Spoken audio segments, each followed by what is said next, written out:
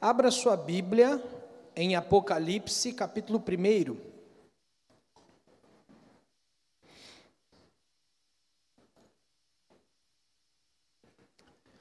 A partir do versículo 9, de 9 até o versículo 20.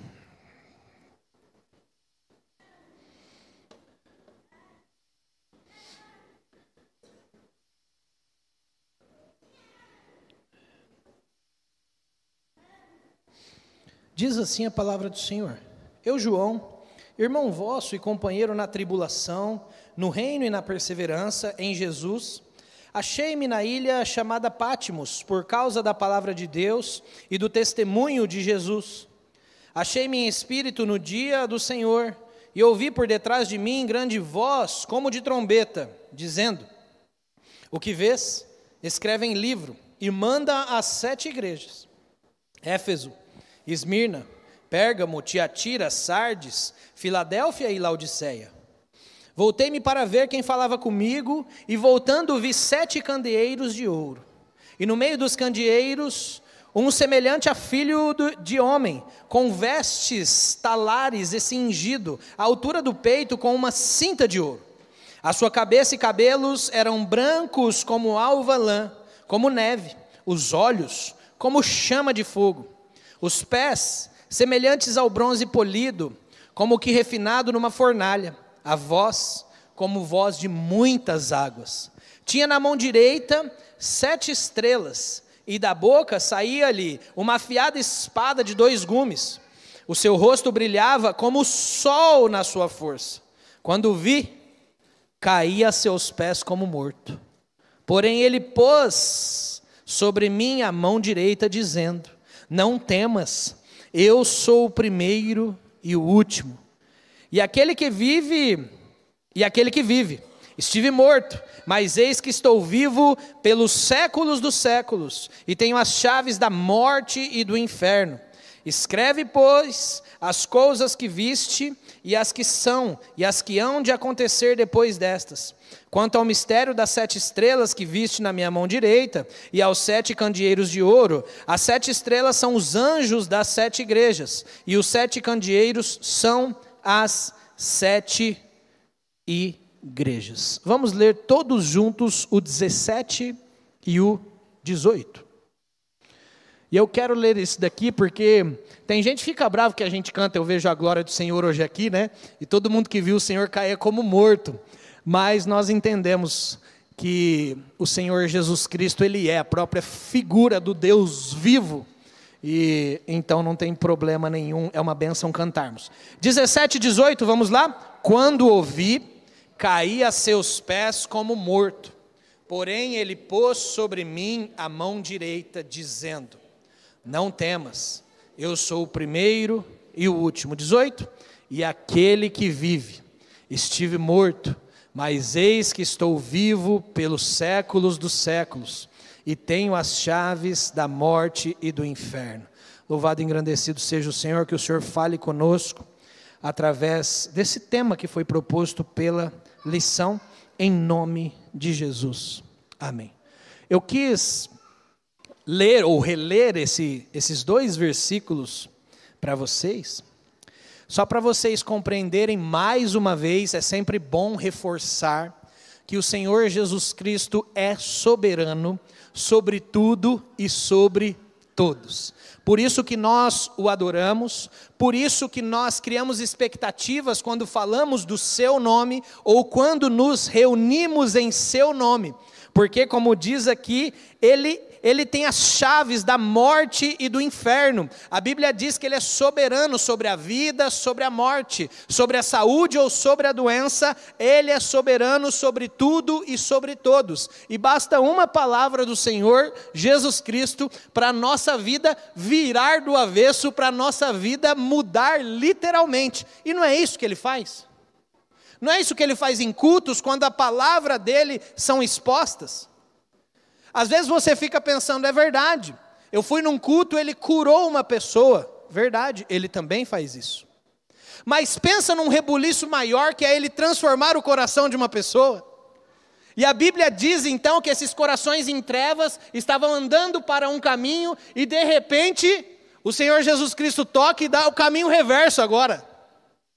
Metanoia, mudança da mente da pessoa, tira das trevas e leva para a maravilhosa luz, e de repente você está aqui num culto, em outro lugar, talvez, não tem problema, e você escuta a palavra sendo pregada, mas de repente naquele culto, no seu coração, algo está acontecendo diferente, que você não sabe explicar.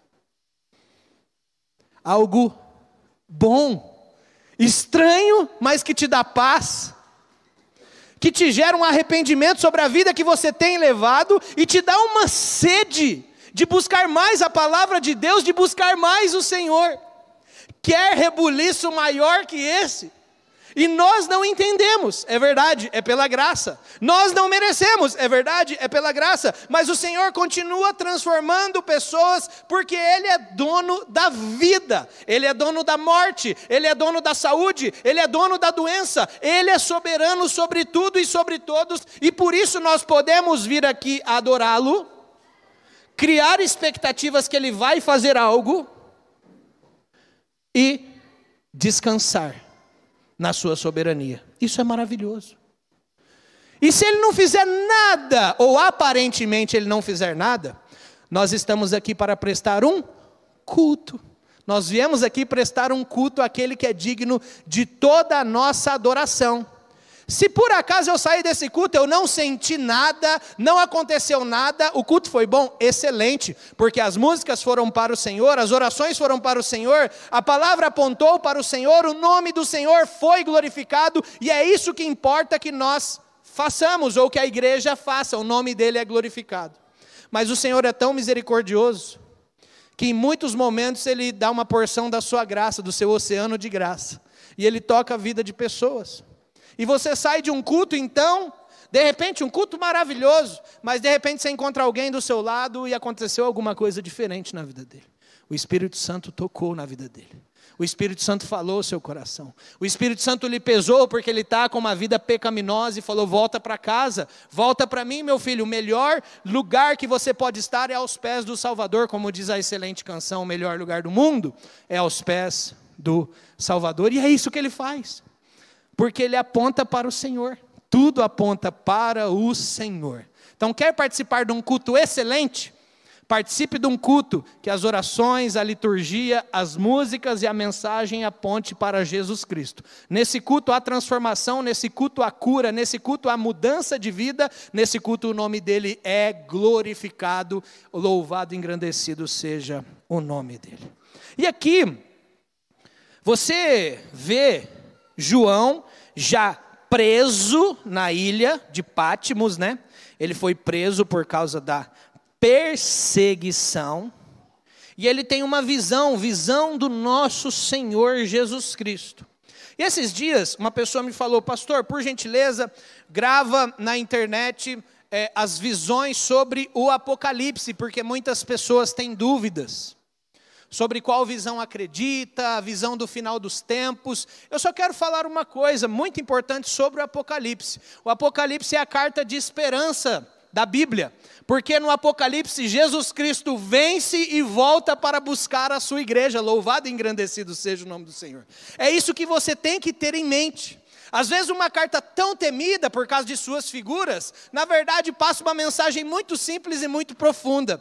Ele é o Senhor de todo o universo. Ele tem um povo que está chamando. Ele vai resgatar esse povo, reunir esse povo no banquete celestial, e esse povo passará a eternidade em sua presença. Ele é o sol da justiça, Ele é aquele que estará conosco e nós o adoraremos para sempre, agora sem pecado, só gozo eterno na presença dEle. Essa é a mensagem da Bíblia, essa é a mensagem do Apocalipse, e é isso que importa para nós, porque essa mensagem muda vidas. Essa mensagem faz a gente refletir sobre como a gente tem vivido. E como a pessoa que está do nosso lado, da nossa família, tem vivido. Porque perceba, a mensagem do Apocalipse fala sobre a eternidade. E sabe, quando nós fecharmos os nossos olhos aqui, ou não, se o Senhor Jesus Cristo voltar antes, nós vamos passar a eternidade em algum lugar. E isso é muito sério. Isso deveria fazer a gente refletir um pouquinho. Isso deveria a gente deixar de, muitas vezes, egoísmo, e não falar da mensagem do Evangelho para as pessoas. Sabe por quê? Porque pessoas que você conhece estão mortas em seus delitos e pecados. Pessoas que você conhece não passarão o resto da vida no banquete celestial. E o Senhor escolheu o seu povo, escolheu você, para estar naquele lugar pregando o Evangelho a essa pessoa que talvez você esteja pensando agora. Para alcançar essa pessoa. Pastor, mas eu não sei, eu também não sei. Eu sei que Ele mandou pregar e acreditar que a pessoa vai transformar. Você tem certeza? Eu não tenho certeza de nada. Eu não tenho certeza de nada. Eu tenho certeza da minha vida só porque o Senhor Jesus me alcançou. Mas eu prego como se todos fossem ser tocados pelo Senhor Jesus Cristo. Porque se eu não pregar dessa forma, que esperança que nós vamos pregar? Com que esperança vamos ter? Ah, mas eu não sei, continua pregando e crendo. Nós não falamos isso para as crianças. Nós sabemos se a geração de crianças vai ser uma geração de mais crentes do que nós não sabemos, quem garante. Mas nós falamos e oramos e cremos que a geração dos nossos filhos vai ser uma geração mais comprometida que a nossa, em nome de Jesus. Para a honra e glória de Jesus e benefício do mundo, benefício da vizinhança. Porque se tem crente, tem gente pregando o Evangelho. Se tem gente pregando o Evangelho, tem pessoas sendo transformadas. Se tem pessoas sendo transformadas, tem casamentos e famílias e pessoas sendo restauradas em nome de Jesus e o nome dele é glorificado. Perceba que coisa maravilhosa. Então nós pregamos com esperança e encorajamento. Porque se perdermos a esperança, de que adianta viver, não é verdade? Acabou a esperança, acabou a vida. Mas nós cremos naquele que é a esperança viva. O Senhor está vivo, o Senhor passeia pela igreja, e o Espírito do Senhor está em nós e fala conosco, para a honra e glória dEle mesmo. E que bênção, você aqui viu e conhece esse texto, todo mundo, pouco tempo ou muito tempo na igreja, já leu Apocalipse até o capítulo 3, depois do 3 já não leu mais, mas até o 3 todo mundo leu. Começa lendo, depois começa umas figuras estranhas aqui, o negócio começa a ficar complicado e dá uma parada e vai buscar na internet o que significa. Mas até aqui você sabe que o Senhor Jesus Cristo, Ele é o remetente dessa carta. E João está nessa ilha preso, ele era o pastor da igreja em Éfeso, não é verdade? Como diz o próprio texto. E por causa da sua fé ele foi deportado para a ilha de Patmos, por causa da palavra de Deus e testemunho de Jesus, como diz Apocalipse capítulo 1, versículo 9. E o Senhor Jesus Cristo fala com ele. É interessante aqui, ao se deparar com o Senhor Jesus Cristo, o que acontece com ele, né? Ele se dá como morto. Nós tentamos tentar explicar o porquê que isso acontece. E nada mais nos limitamos a explicar que homens pecadores não se podem deparar com a glória daquele que é santo, santo, santo, santo. Porque quanto mais santo, mais ilumina o nosso pecado e também, além de ser um milagre, algo extraordinário, fora do comum, algo assustador, a glória do Senhor, nesse sentido, será assustadora, a glória do Senhor também revela a nossa pecaminosidade. E nós nos sentimos indignos de estarmos diante daquele que é santo, santo, santo. Por isso que cada vez mais é bonito nós nos encontrarmos de joelho, porque de joelho nada mais é do que uma atitude humilde, diante daquele que nos salvou, que fala conosco, uma atitude daquele que talvez, nesse momento aqui, João não conseguia nem olhar, por causa da sua glória, louvado e engrandecido seja o nome dele. Então Jesus é o remetente da carta. E aqui eu vou usar a descrição, aqui ele começa a descrever a figura de Jesus, e eu quero usar a descrição literal aqui, que o autor escreveu, né, essa descrição de João, e um autor resumiu assim, que João descreveu Jesus assim, ó, Cristo é o Deus homem eterno, Apocalipse 1,13. Cristo tem as vestes de sacerdote e rei, por causa dos seus ofícios, profeta, sacerdote e rei. Cristo é a verdade perfeita. Cristo é a imortalidade eterna, redundante. Imortalidade eterna. Cabeça e cabelos brancos. Cristo é onisciente. Cristo é o Deus forte, com os pés de metal. Cristo é a suprema revelação de Deus. Cristo é o pastor supremo do seu rebanho. Cristo é a palavra da revelação, ou seja, a boca. Cristo é a santidade perfeita, o rosto santo. Cristo é, enfim, tudo sobre todos, se referindo a todos os seus títulos. Preste muita atenção nisso daqui, que é muito importante. Ele está descrevendo aqui, eu não quero fazer nenhuma explicação dessa descrição, além dessa que já foi dada, mas eu só quero enfatizar novamente para você a importância de nós falarmos dele, por onde quer que passemos. Meus amados irmãos, se você quer ser transformado num culto, o culto tem que falar de Cristo. E falando de Cristo, Ele fala com você. Perceba, o que mais nós precisamos é falar da grandeza do nosso Senhor Jesus Cristo. Porque tudo aponta para Ele, para a obra dEle, para a obra de compra ou de redenção dEle, em favor de nós, em obediência ao Pai. Isso aqui é maravilhoso. Então, se você, eu falo com meu filho, e ele já está esperto nisso, porque eu sempre repito isso para ele. Aí ele participa da classinha, vou denunciar ele aqui. E aí ele não lembra da lição, ele não lembra. Ele bagunçou, ele não lembrou, sei lá o que ele fez. Filho, o que a tia falou domingo na igreja? Então a história é qualquer história. E ele fala o que para mim? Falou de Jesus. Eu falei, está aprendendo bem, né? Mas falou como? Através de qual história? Aí eu peguei ele. Mas ele já está esperto. Falou de Jesus, papai. Que bom, louvado e engrandecido seja o nome do Senhor. O problema é a segunda pergunta. Falou de Jesus através de qual história da Bíblia? Aí, esqueci. Aí pronto, né? Mas que bênção, fala de Jesus, é isso aí mesmo. Nós temos que inculcar isso na mente das crianças.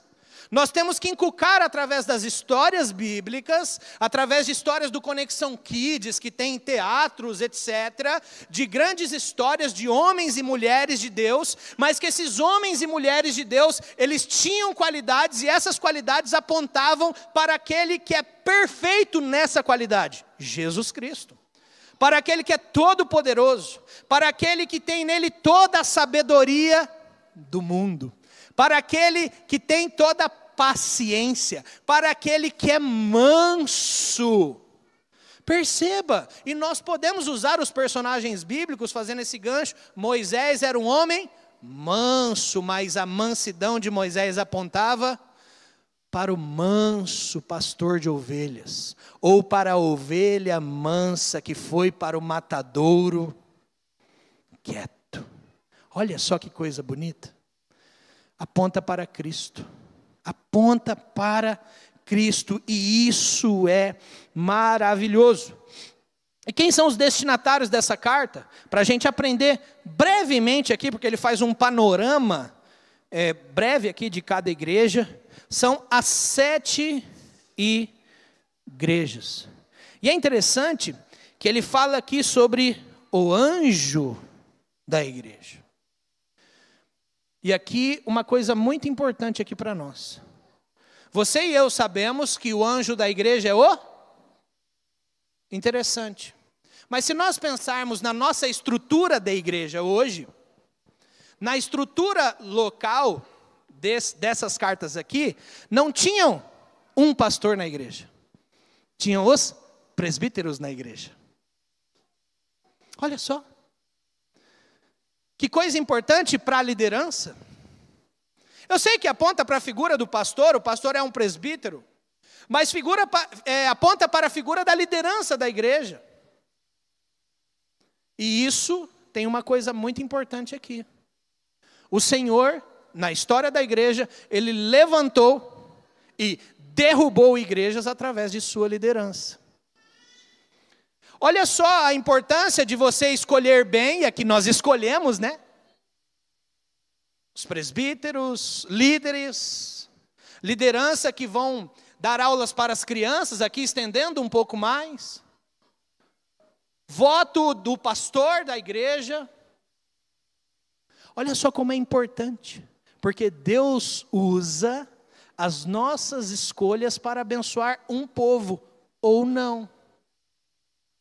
Interessante pensar nisso, como é importante também, logicamente, essa colocação, mas em segundo lugar, você tirar um tempo de oração pela liderança. Todo crente vai ser atacado pelo inimigo, os líderes um pouco mais. Orar pela família, orar pelos filhos, porque às vezes o inimigo não consegue atacar o líder. Quem ele vai? Os filhos. Olha só, estratégia simples de guerra, estratégia básica. Ataca quem está do lado para chegar no alvo principal. E nisso eu estou falando que você deve orar pela igreja. Você deve orar para que Deus cuide da comunhão. Você deve orar para livrar a igreja e líderes de escândalo. Mas você deve orar também para que Deus revele pecados, para que pecados sejam tratados e curados. Para que o nome dele seja exaltado. Você deve orar para que você seja usado, talvez para caminhar com uma pessoa que caiu em pecado, para ir atrás de uma pessoa. Perceba que isso envolve a igreja, a família. Isso envolve você. Mas eu não sou líder, ok? Você deveria estar apto a ser, mesmo não sendo. Você deveria estar em oração pelos líderes. Você deveria pensar, vou orar pela vida do fulano de tal, vou orar pela vida da fulano, da família. Isso nos chama a oração também, a oração. Oração à liderança, oração a toda a igreja. E em terceiro lugar, falei sobre remetente e destinatários. Em terceiro lugar, um panorama bem breve aqui, mas só para... Eu vou ler aqui esse panorama, preste muita atenção nisso aqui, depois eu vou fazer uma aplicação bem breve aqui para nós, ok? Ele escreveu para a igreja de Éfeso, Esmirna, Pérgamo, Tiatira, Sardes, Filadélfia e Laodiceia. Primeiro, quando ele vai escrever as cartas, aqui as cartas estão logo à frente, ele sempre faz, ou tem um padrão essas cartas, né? Que ele escreve um elogio, depois uma crítica, depois ele faz um aviso, olha, faça isso, senão vai acontecer aquilo. Basicamente isso, que é o aviso e recompensa que o autor coloca aqui. E é interessante que ele vai usando sempre essa estrutura. É como se eu conversasse aqui, um exemplo qualquer com o Samuel, e falasse, ó Samuel, parabéns, é assim, assado, mas você tem feito isso, isso tem entristecido o Senhor. Tome uma decisão assim, senão as coisas vão piorar para você. Basicamente isso. Resumidamente é isso que tem nas cartas. E você vai ver aqui, as igrejas, ele está falando da igreja geral, a igreja de Éfeso, o elogio era que ela era ativa, perseverante e resistente ao mal. A crítica, quem lembra, é a mais famosa aqui. Porque ela abandonou o primeiro amor. Então o aviso, se abandonou, é se arrependa. Se arrependa. Se arrependa. E a recompensa é alimentar-se da árvore da vida. Esmirna, o elogio, eles eram perseverantes, estavam sofrendo pela fé. Crítica, essa e a Filadélfia não tem nenhuma crítica. Bênção. Aviso, ser fiel até a morte, e você receberá a coroa da vida, recompensa. Pérgamo, fidelidade, elogio. Crítica, tolera a imoralidade e a heresia. Aviso, arrependimento. Recompensa, maná escondido. Tiatira, elogio, crescimento na fé e nas obras. Crítica, tolera a imoralidade e idolatria. Aviso, ser fiel. Recompensa, o governo das nações e a estrela da manhã, o próprio Senhor, obviamente. Sardes, fidelidade. Crítica, uma igreja morta. Aviso, arrependimento e fortalecimento dos fiéis. Recompensa, os fiéis serão honrados e vestidos de branco. Filadélfia, fidelidade e perseverança na fé. Crítica nenhuma, essa é a segunda igreja, que não tem nenhuma crítica. Aviso, ser fiel. Recompensa, um lugar na presença de Deus. Laodiceia, elogio, nenhum. Crítica, ela é indiferente. Aviso, zelo e arrependimento. Recompensa, os fiéis reinarão com Cristo. Por que eu li isso daqui rapidamente? Só para você entender uma coisa. Uma coisa. Toda igreja tem partes boas. Não vou falar partes ruins, mas partes a serem melhoradas. Melhoradas. Isso é normal. Não significa que a gente vai se acostumar com isso. Mas significa que nós podemos fazer um diagnóstico da nossa igreja. É a nossa família, a nossa comunidade. Olha, quais são as coisas básicas da fé aqui? Dentro de uma igreja, uma coisa básica da fé é conhecer a palavra de Deus. Ó, o povo está conhecendo a palavra de Deus. Quais são as programações? Todas as programações fazem conhecer a palavra de Deus, ponto final. Mas quais programações enfatizam mais a palavra de Deus? Qual? Escola Bíblica Dominical. Ah, será que é um ponto a ser melhorado? Será que vai refletir no futuro da igreja? Olha só que coisa. Ah, todo crente precisa ter uma vida de oração. E pode ser em casa, tá, gente? Eu estou falando isso como igreja, porque ele está mandando para uma igreja aqui. Olha, nós temos frequentado a reunião de oração. Ah, sim, ah, não. Ou precisa ser melhorado, eu deveria colocar isso na minha vida. Olha só como é que serve aqui uma análise. É para a gente analisar a nossa igreja. Olha, Deus requer do seu povo a comunhão. O ápice da comunhão do povo de Deus, que não se dá só na igreja, é o culto no dia do Senhor. O culto no dia do Senhor, o pessoal está firme, tá. Então, não é um ponto a ser melhorado. Olha só que coisa. Mas nós podemos fazer isso. Para falar, eu quero aprender com essa igreja aqui. Eu não quero só ver que a igreja de Éfeso abandonou o primeiro amor, que a outra tolera a imoralidade. Eu quero saber o que nós estamos fazendo e como isso se aplica a nós, para nós fazermos a vontade do Senhor. Porque a partir da crítica, o Senhor dá um mandamento aqui. Olha, vocês estão fazendo isso, então vocês devem fazer aquilo para dar esse resultado. Nós temos que entender o texto, que eles são escritos e são aplicáveis a nós. Talvez não com o mesmo pecado. Mas se eu olhasse para a nossa igreja hoje, se você olhasse com um olhar de misericórdia, ok? Não com um olhar de crítica. Tem gente que critica tudo, então não adianta. Você nem precisa participar. Com um olhar de misericórdia. Você falar assim, o quê? A IPJB precisa melhorar em qual ponto?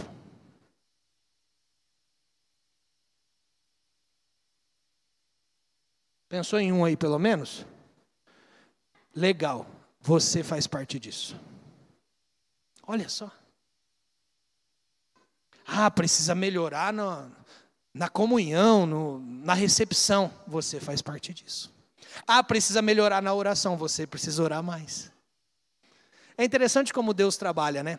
Às vezes Deus nos usa para vermos problemas que Ele quer resolver a partir de nós. É muito interessante isso. Não é assim, os outros precisam vir. Não, eu preciso fazer isso. Pega isso daí que você pensou que a igreja precisa melhorar. E talvez você precise fazer mais parte disso. precisa melhorar nos cultos, precisa... Esse ano nós temos falado sobre família. A igreja precisa falar mais de família, esse ano nós temos falado. Às vezes a partir disso você vai ver uma coisa que você precisa melhorar em casa, para a honra e glória do Senhor. E para finalizar, depois disso, nós precisamos avaliar, fazermos avaliações sinceras, com misericórdia, da igreja e das nossas vidas. Sabendo que nós somos uma pequena parte do corpo de Cristo. E sabe, quando o irmão sofre, afeta toda a igreja, mesmo que você ache que não afeta a sua vida. Mesmo que você fale assim, tem um irmão que não está vindo, mas eu nem conheço ele. Afeta. Você está deixando de ter comunhão, você está deixando de conhecer o corpo. E aqui desse tamanhozinho, diante do corpo de Cristo espalhado pela face da terra. Afeta. Por isso que você faz parte disso, você faz parte da bênção e até da mudança que Deus quer em nossa igreja. E você fala, mas está indo tão bem e pode melhorar mais, ué. As bênçãos do Senhor são infinitas, né? Podemos melhorar mais ainda. Se estamos orando, vamos orar mais. Se conhecemos a Bíblia, vamos conhecer mais. Se temos cultos alegres, vamos ter mais alegres com a palavra do Senhor, com orações, bênção do Senhor. Isso mostra que as igrejas têm acertos, erros, características e responsabilidades. E essas responsabilidades são decisões que a igreja tem que tomar. E eles terão a colheita dessas decisões. Isso também mostra, esse diagnóstico aqui das igrejas, a onisciência de Cristo. Cristo conhece as suas igrejas. Cristo conhece cada um de nós e conhece as igrejas. Diz o texto, ele anda no meio dos 7 candeeiros de ouro. As coisas boas das igrejas mostram a graça de Deus também. Não mostra que a igreja é boa. Mostra que a graça de Deus está sendo derramada naquele local, a ponto de ser uma bênção para outras pessoas, e aquelas atitudes honrarem ao Senhor. Graça de Deus sobre as nossas vidas. Mostra também que Cristo não passa pano para coisas erradas.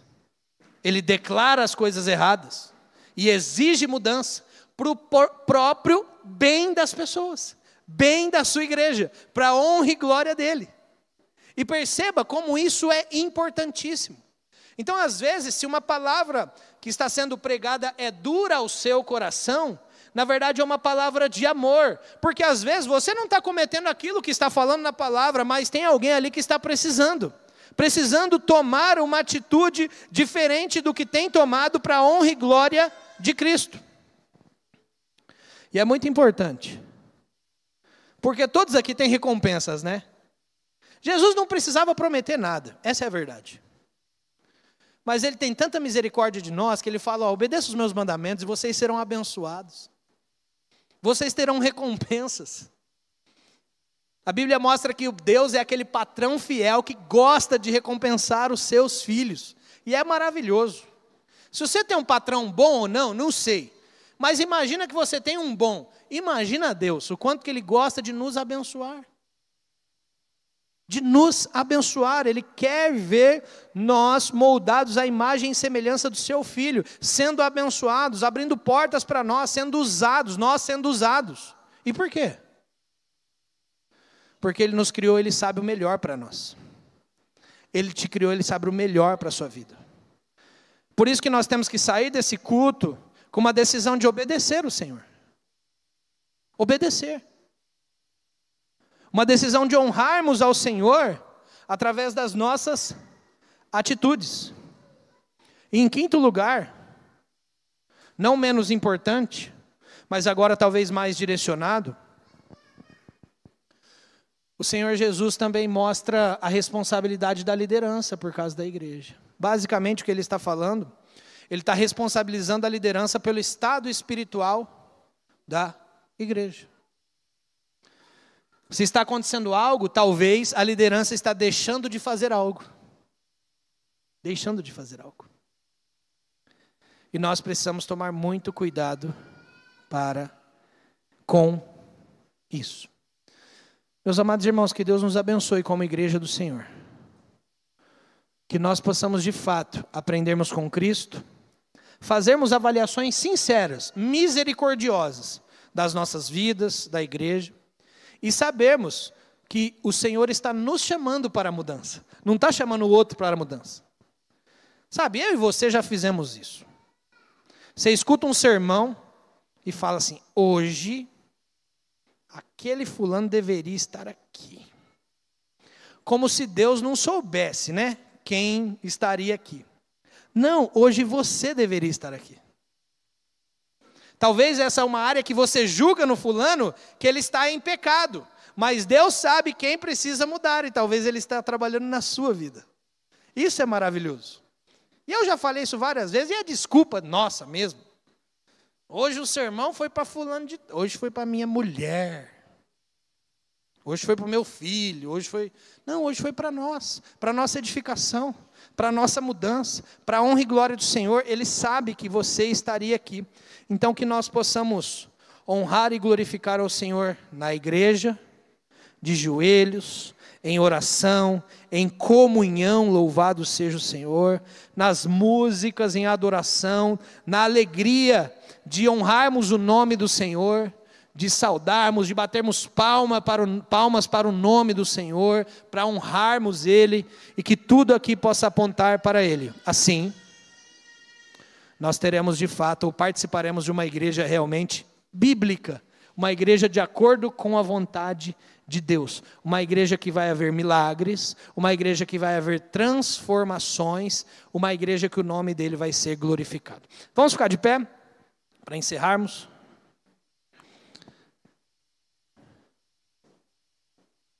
Senhor, nós te agradecemos por tudo que o Senhor tem feito, agradecemos pelas suas recomendações, agradecemos pelos elogios aqui nas igrejas, agradecemos as críticas, os avisos, as recompensas. Agradecemos porque o Senhor é bom, o Senhor nos conhece, o Senhor sabe o que precisamos, o Senhor sabe o que precisamos fazer, o Senhor sabe o que precisamos mudar. E Deus nos ajuda a tomar essas atitudes, ó Senhor, para a honra e glória do Senhor. Às vezes tem irmãos aqui que estão afundados em pecados, ó Deus, há anos, 5, 10, talvez mais, no mesmo pecado, Senhor. Ajuda o Espírito Santo em nome de Jesus. O Senhor é poderoso para livrá-lo disso. Que o seu nome seja exaltado em nossos cultos, que o seu nome seja glorificado, que o seu nome seja bendito em nosso meio, que tudo aponte para o Senhor, porque é o Senhor que cura, transforma, o Senhor que muda corações, o Senhor quem traz filhos de volta, alcança. Tudo é para o Senhor, ó Deus. Que nós possamos perseverar nisso. Assim seremos uma igreja, segundo o seu coração, para a honra e glória do Senhor. Pelo Senhor, para o Senhor, porque dele, por Ele e para Ele são todas as coisas. A Ele a glória eternamente. Amém. Que a graça maravilhosa do Senhor, o amor de Deus, o nosso eterno Pai, e o consolo do Espírito Santo seja sobre você e sobre todo o povo de Deus espalhado pela face da terra. Amém e amém.